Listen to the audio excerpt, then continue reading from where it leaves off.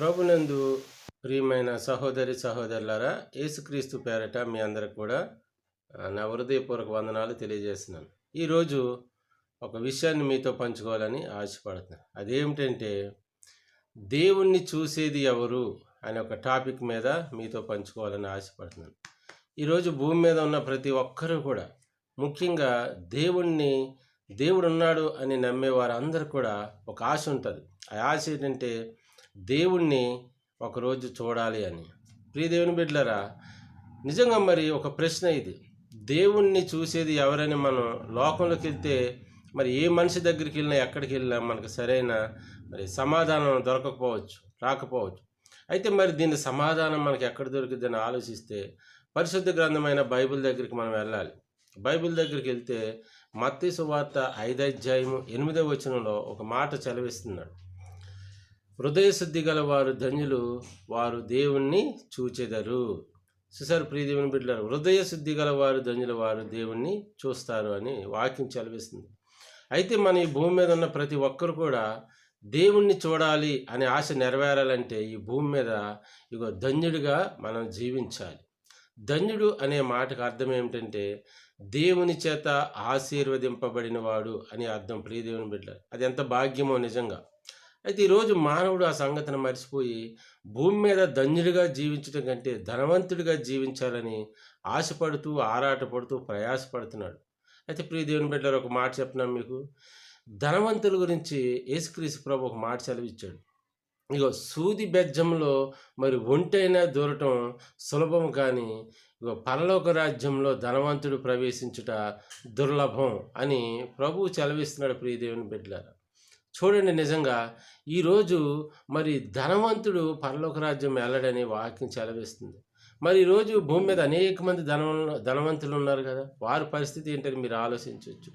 అయితే ఎవరైతే ధనాన్ని దేవుడిగా ఆరాధిస్తున్నారో, ఎవరైతే దేవుడి కంటే ఎక్కువ ధనాన్ని పూజిస్తున్నారో వాళ్ళ గురించి ఈ మాట చెప్పబడింది. ప్రియ దేవుని బిడ్డలారా, అయితే ఈరోజు మన భూమి మీద ధన్యులుగా ఉందామా ధనవంతులుగా ఉందామా అన్న విషయానికి వస్తే ధన్యులుగా ఉండటం ఎంతో మన ఆత్మీయ జీవితాలకి మేలు. ప్రియ దేవుని బిడ్డలారా, అయితే ఈ భూమి మీద మనం ధన్యుడిగా ఉండాలంటే ఏం చేయాలంటే హృదయ శుద్ధి మనం కలిగి ఉండాలి.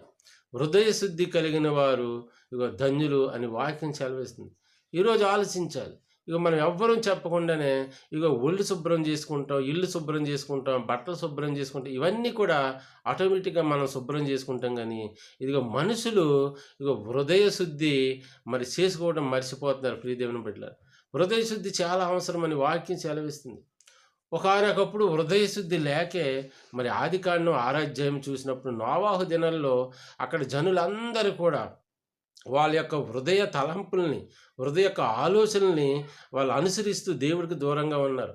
ఆ సమయంలో దేవుడు చూసినప్పుడు నరుల యొక్క హృదయ ఆలోచనలు, తలంపులు చాలా చెడ్డవని గ్రహించి దేవుని యొక్క ఉగ్రత ఆ మనుషుల మీదకి వచ్చింది.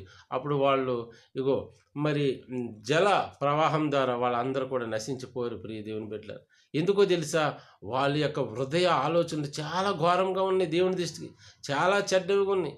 ఏంటి ఆ చెడ్డవి అంత ఘోరంగా ఏంటంటే, మన మత్తయి సువార్త 15-19 వచనంలో చూసినప్పుడు దురాలోచనలు, నరహత్యలు, వ్యభిచారములు, దొంగతనములు, వేశ్యాగమనములు, అబద్ధ సాక్ష్యములు, దేవదూషణలు, ఇవన్నీ కూడా హృదయంలో నుంచే వచ్చినంట. ప్రియ దేవుని బిడ్డలు, మనిషి హృదయం నుంచే వచ్చే ఈ చెడు తలంపుల వల్ల మానవులు కలగజేసిన దేవుని యొక్క హృదయం నొచ్చుకుందని ఆదికాండం 6వ అధ్యాయంలో సెలవిస్తున్నారు. ప్రియ దేవుని బిడ్డలు, అందుకని ఆ రోజు జల ప్రవాహం ద్వారా ఆ తరంలో ఉన్న వారందరూ కూడా నశించిపోరు.